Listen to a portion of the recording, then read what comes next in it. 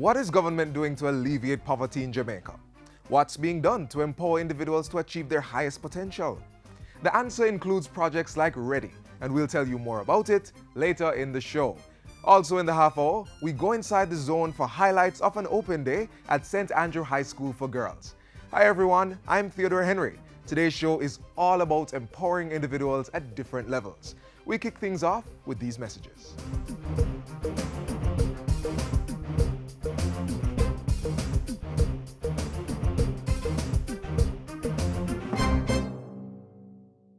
People them with a Zig V, hold up your hand. Zig V in the Caribbean territory, but we now want that virus take set pan we. So make sure send no stagnant water inside and mash up all mosquito breed inside. More hole in the tin them where you dash way and change the water in your vase every day. No litter, dispose of your garbage proper. You know them the thing that we turn drain blacker. Tour your community and tour your yard for suppress mosquito. We have figure hard dash we old tire turn over drum pan for prevention is the greatest weapon. And special shout out to pregnant ladies. Protect yourselves and protect your babies. Draw for your zapper and your mosquito spray. If you do all that we can to keep them away. For we know what's in vain.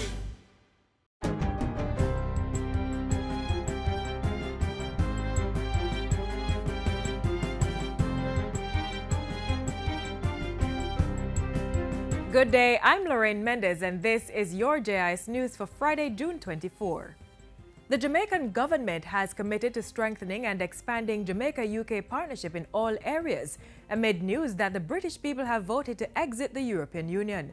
Foreign Affairs and Foreign Trade Minister Senator Kamina Johnson-Smith has applauded the UK for conducting a free and fair referendum. But she points out that the move will have an impact on Jamaica-EU and Jamaica-UK relations.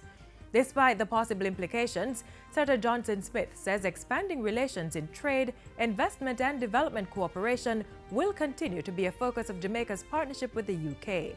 And even as she calls for unity within that country, the Foreign Affairs Minister has reaffirmed the island's commitment to the Jamaican diaspora in the UK and calls on them to help revitalize Jamaica-UK relations. She says government will continue to monitor the developments as they unfold. Prime Minister Andrew Holness is asserting that education has to be the driving force behind Jamaica's quest for prosperity. As such, he's calling on stakeholders in the education sector to embrace government's vision. Without your sacrifice, we would not be where we are today. Even as I say thanks, let me declare that I need more from you and more faithful stewards like you to take us to levels of economic and social independence that have eluded us for far too long. The Prime Minister was speaking Thursday night as he presented medals of appreciation to 40 educators who've given 15 years or more of service to the sector. You're being honored because you are a beacon of your chosen profession. On behalf of the government and the grateful people of Jamaica, I thank you. The Victoria Jubilee Hospital has received a donation that will improve the care it offers to mothers and their babies. Earlier this week, the hospital received a delivery bed and 2 cardiotograph CTG machines. The CTG machines record the fetal heartbeat and the uterine contractions during pregnancy. Valued at $2.5 million, the donation was made by the Nurses Association of Jamaica's UK chapter. The Tourism Enhancement Fund, TEF, has invested another $27 million into the ongoing infrastructural upgrading of the Devon House Heritage Site. Tourism Minister Edmund Bartlett has broken ground for the construction of a new ice cream shop, which will be situated on the north lawns of the historic site. It's slated to be completed by November. Minister Bartlett says the project will enable more visitors and locals to enjoy the iconic Devon House ice cream. In today's tourism, we are driven by experiences. And perhaps one of the most important and abiding experiences is that of gastronomy, food. This groundbreaking then is for the expansion and the creation, in fact, of the ice cream parlor, which is going to bring to the destination an extended and expanded manufacturing capacity for what is now being referred to as the best ice cream produced anywhere in the Western world. He says an additional $10 million will be earmarked for improvements to the Devon House mansion and refurbishing of restroom facilities. To date, the TEF has spent $100 million on rehabilitation and beautification projects at the celebrated national landmark. Culture Minister Olivia Grange has announced that Professor Vereen Shepherd and Mrs. Lalita Davis Mattis will co-chair the National Commission on Reparations. The announcement was made on Tuesday during a press conference at the Norman Manley International Airport. Minister Grange was at the airport to welcome Keith Stokes, the great-great-great-grandson of enslaved Little October or Robert Barclay, who was born in Unity Valley, Penn, St. Anne during the period of slavery. Vereen Shepherd and Lalita Davis Mattis played a significant role in organizing Stokes' visit to Jamaica to deliver a lecture on the legacies of slavery and freedom, a family journey through the Atlantic world. It was presented at the University of the West Indies yesterday. Stokes and Humphrey Barclay, the descendant of David Barclay, the slave owner who freed Little October and all his other enslaved people, were also scheduled to visit the home of their ancestors. I'm glad that you will make the journey to the birthplace of your ancestor, though time and development have erased much of the physical evidence. We regard you as a son of our soil. So do not make this your first or your last visit. Jamaica is your home. And finally, there's an initiative underway to help the youth of Montego Bay, particularly those at the primary school level, hone and develop their artistic skills. Dubbed Project Yourself, the program seeks to unearth and expose the hidden potential in young people through the visual and performing arts. Note, though, that the program is not just about exposing young people to these special skills and techniques in the creative arts, but the emphasis of the program will be placed on the discipline that's involved in developing these creative art skills. Supported by the Jamaica Cultural Development Commission and other groups, the pilot phase of the program will begin at the end of June. Organizers are hoping it will extend through to the Christmas break. And that's it for JIS News today. I'm Lorraine Mendez. Thanks for watching.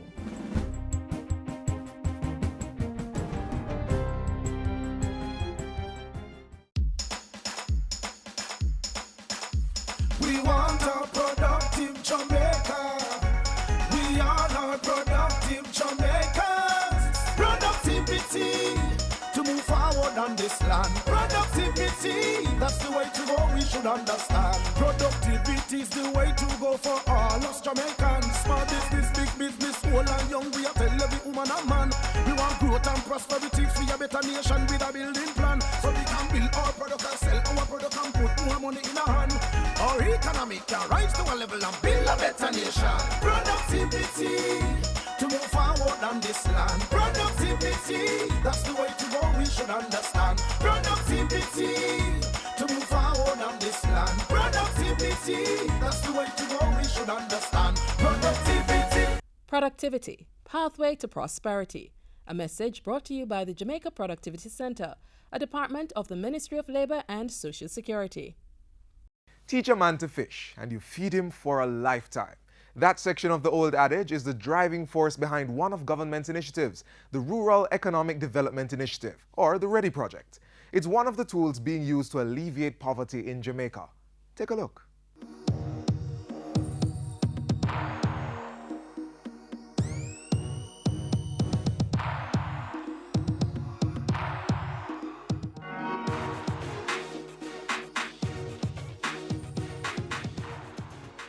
Manchester was abuzz with activities as farmers and small and microtourism operators celebrated the handing over of 12 projects under the JCIF implemented and World Bank funded Rural Economic Development Initiative READY project. With assistance from READY, these groups received financial as well as business development support in the areas of business management, disaster mitigation, integrated pesticide management, project management, greenhouse technology and organizational strengthening, all of which have helped to sustain these businesses and foster economic independence for community members, as they too have benefited through gainful employment. READY represents a focus on economic development of rural developments through the development of businesses, What READY seeks to do is to provide training to groups to build their capacity to understand what they need to do, to understand how they manage their farming as a business, or how they manage their craft operations or tourism entity as a business. So they take critical decisions. The cash injection of over $51 million from the JCIF implemented and World Bank funded project saw to the construction of greenhouses, breeding stock improvement, technological advancements and product development. In terms of the READY project, it's a great opportunity for us to be partnered with the government of Jamaica and the JCIF on financing this project, because we recognize here in Jamaica that the communities really they have to drive the development. And after months of hard labor, the beneficiaries, like proud parents, were eager to showcase samples of their handiwork. While it was a day of smiling, the beneficiaries are the first to admit that there was a time when it seemed easier to throw in the towel. But they stayed the course and are now reaping the sweet benefits of their hard labor. Before Jason, we used to be like madams, up and down and all over the place, not organized. But through Jason, we are organized. Let's take a closer look at the impact that READY has made on the lives of ordinary persons from two very diverse businesses. First to stop, the Jamaica Creative Cooperative, JACC. Prior to assistance from READY, the members from this group were experiencing marketing difficulties. With the establishment of the JACC, these artisans have a place to call home. The JACC is already generating a lot of buzz as it caters to nostalgic appetites, both home and abroad. Key to the cooperative's growing success, the transference of training into practice. We did get training in marketing and also in presentation, you know, how to label and how to make our products attractive to the public. And we found that, you know, it comes in very, very useful. For those who can't make the journey to Mandeville, your authentic Jamaican products are just a click away at creativejamaicans.com. Next stop, the hills of Old England, where we find two greenhouses that tell the story of the commitment, patience and ambition of the members of the Old England Greenhouse Association. Before READY, we always have what you call open field farming, and it wasn't so progressive as now, because since we acknowledge the movement of READY, with this is called greenhouse technology. After we tap into it, we get to understand that this is better. We do better farming because of the protective environment. In keeping with their business training, the group has already identified prospective markets prior to the reaping of their crops. What we plan to do is to increase our greenhouses. In addition to the greenhouses, the association received an automated drip irrigation system where fertilizers and water are moderately fed into the soil, water storage tanks, bathrooms, and a storage area. You too can realize your dreams of becoming a budding entrepreneur and help propel Jamaica towards further development. All you need to do is organize a registered cooperative, benevolent or friendly society, have a profitable agriculture or rural tourism business idea, and apply to JCIF. For more information on READY, visit JCIF's office 1C to 1F Pawsey Road, Kingston, or log on to jcif.org. And remember to like our Facebook page.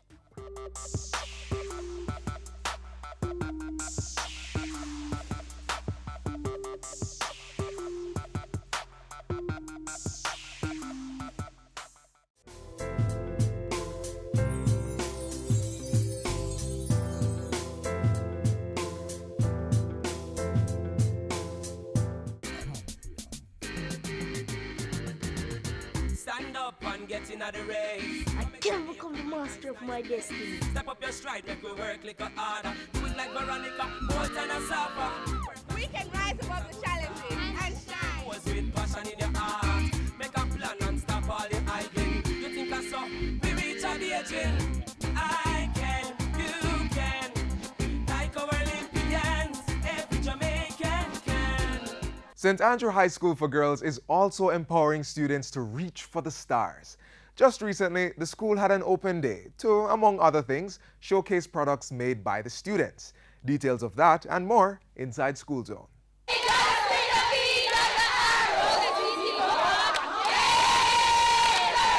The St. Andrew High School for Girls celebrates 90th anniversary this year. And in today's School Zone, we give you highlights. Then later. We are winners of excellence. Therefore, we will be great leaders. The Shortwood practicing infant, primary and junior high school selects its student leaders through a general election. Let's get the show started. Living more abundantly, we'll strive for victory. Living more abundantly, we'll strive for victory. The St. Andrew High School for Girls has a fine history and legacy of producing women of class and talent. It has been doing so for 90 years. To celebrate that milestone, the institution hosted its Open Day exercise recently. Our Open Day showcase our progress in terms of education. We're dealing with a different generation, and this generation, they like to touch, they like to see, and they like to ask why. So when you put them on a device and you can show them how they can access that information, then you find that your classes move more quickly and the students are much more attentive and they learn better. Case in point. We have this math wheel that we can print out, so you can do your multiplication on it. So you can spin the numbers to say 9 times 2 is 18, things like that, right? So I mean, it can be applied to any field. So as long as you have an idea, you can put it down physically, you can print it out for you. What you would do is you select a category, whether it's for 100, 200. So you select a category, the question comes up. What is communication? Person has to make a guess, of course. After that, click on the slide again, answer comes up. Then it goes back to the beginning. So that's how we play our Jeopardy. It's a very interactive game and it helps them with recall of information. Aside from the various demonstrations, students were also able to showcase their work in a number of areas, including home economics. Right here, we have some of the pieces from the food and nutrition department, where the students made stuff like barbecued liver, fried dumpling, just things to showcase the things on our syllabus. We need to know how to sew. We're not going to always have our parents with us, stuff like that when we go, oh, we need these skills. Simple things like knowing how to cook, knowing how to sew, just learning how to help ourselves. So these skills are very important. Poetry. We were soulmates at first.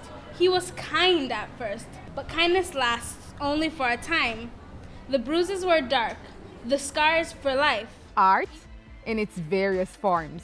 We thought it'd be a good idea to have living arts bring art to life in a way. How did you use the bag juice bags to make this? Right here, this is bag juice bags right here. These are about how many? Oh yes, 7 in total. So there are bag juice bags here and also some at the side. So it also adds texture, it adds interest to the piece, and it's eco-friendly, right? Can I touch it? So yes, you can touch it. So you can. Okay, that is, it's really nice. So that's how we use the bag juice bags in the pieces. So the entire exhibition is about raising awareness on plastic pollution. The girls certainly did a great job as they showcased the various ways they have turned trash to treasure. The dress that I created, it was entitled Recycling in Jamaica. It was basically a combination of newspaper and scandal bag. We realized that the place is being more polluted and that's causing like dangers to animals, and it decreases biodiversity in the environment, which is very important. Good job, guys. Girls. And it wouldn't be a full day without some fun and entertainment. Tom Cruise, I really feel that. Tom Cruise. Life more abundant! Well guys, I hope you've gained some knowledge so far. What I especially liked, in addition to my 2 mannequins, was the art display from Lauren Silvera featuring recycled material. Up next in the Zone News.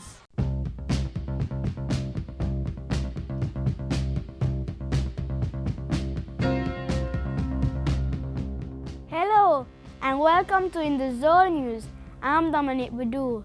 The students of Shortwood Practicing now have a first-hand experience of how to vote after they all took part in the school first general elections. take a look.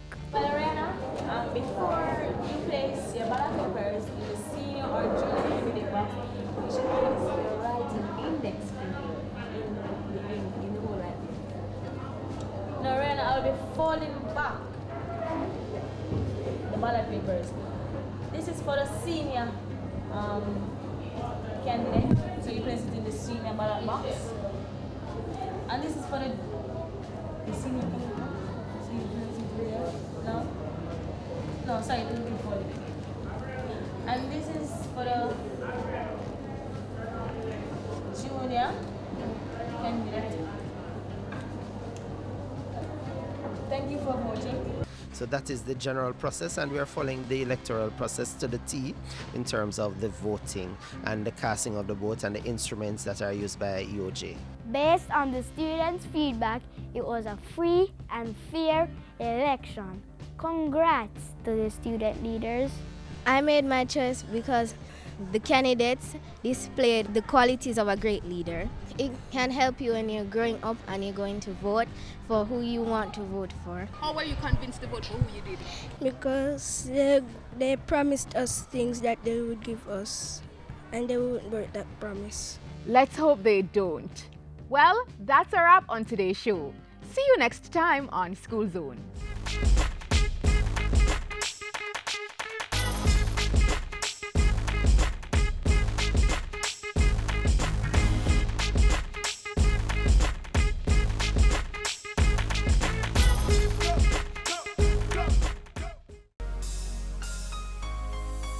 How well do you know your child? What he or she likes or dislikes? Favorite food or color? How about who their friends are? Make the time. Get to know your child. It helps to build their relationship.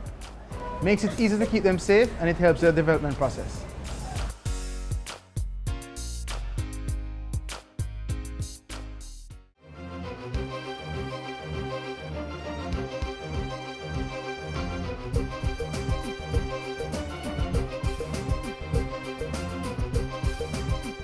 The empowerment of individuals has also extended to those behind prison walls.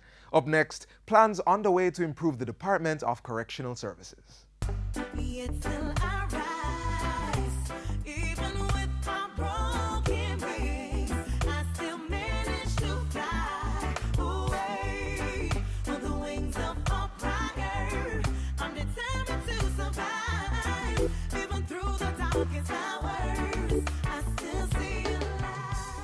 Incarcerated but not totally incapacitated, paying their debt to society while getting the skills to be productive citizens once they are released from behind those prison walls.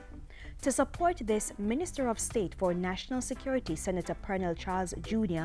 is on a drive to transform the Department of Correctional Services DCS. Pleasure to meet you. Pleasure to meet you all. Taking the time to walk and talk with the stakeholders at the Tower Street Adult Correctional Center, understanding their challenges and crafting practical solutions. Rise to the occasion, look at yourself and say you're strong. No one can stop you, yeah. Rise to the occasion, go ahead, you know you're strong. The days of the correctional facilities being third or fourth in line are over. And with that declaration, the State Minister says the welfare of correctional officers is at the top of his to-do list. Part and parcel of that is ensuring a comfortable working environment, one in which stakeholders have the tools required to rehabilitate inmates.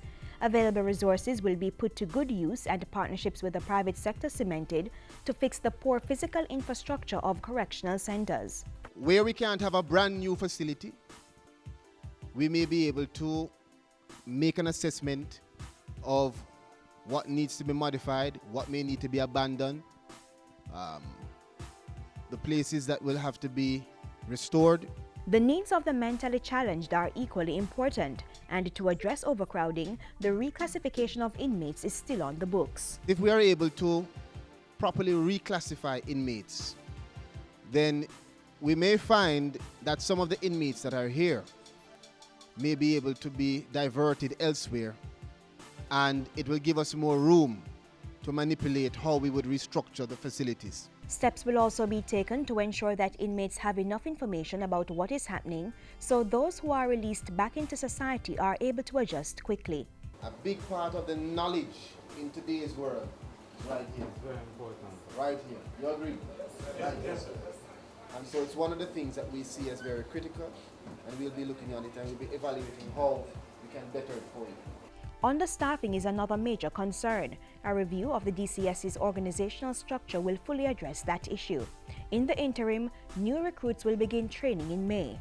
We are in the process of recruiting 300 officers, and that is to replace persons who have been severed from us. While those talks continue, Senator Charles wants stakeholders to see the DCS as part of government's growth agenda. We are talking about ways to make our institutions self-sufficient. We are speaking about mechanisms that can be implemented here to make you have the facilities to do cultivation of colorloo, of eggs, of things that will have multiple impacts of reducing the cost, giving us more revenue to divert to the things that you're speaking about. During the tour of the Tower Street Adult Correctional Center, Senator Charles also responded to questions and listened to suggestions from correctional officers. I believe correctional officers are underpaid. We need more salary. So please use your office and see what you can do for us. I wouldn't be foolish enough to make commitments that I can't live up to. But I will say to you that I will be agitating at every platform that I am given an opportunity to. And the basis of my agitation will be to demonstrate what is being done at the correctional institutions, to demonstrate the importance of the job that you do here, and to show where that extra salary would be justified. Sports is used as a medium to help in our rehabilitation. We have 3 main sporting disciplines, and those are football, cricket, and domino.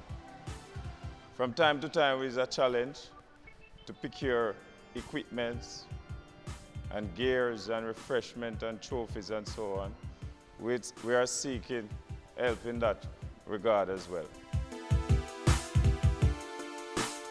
Our officers, some go to college and all things. If we could set a situation where after work, there's a place we can stop, go on an internet service, and carry out our functions of studying. More than we have officers have to be absent sometime, taking time. They'll be right here. You have the service of them at any time. We are going to sit down, we're going to have more conversations about how we will let you know that you're valued, and how we intend, through listening to you and your recommendations, to put together that formula. That formula or plan of action is a work in progress. When finalized, it will solve issues relating to the welfare of correctional officers who are working tirelessly to transform the lives of those behind prison walls while keeping the wider society safe.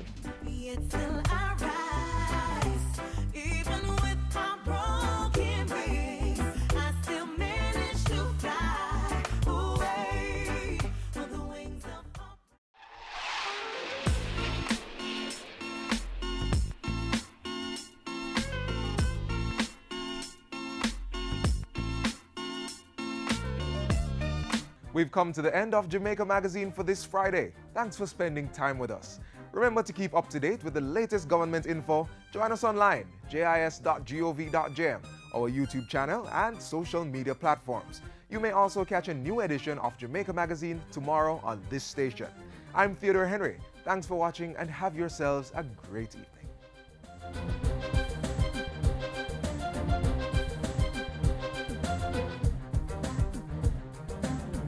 This has been a production of the Jamaica Information Service, the voice of Jamaica.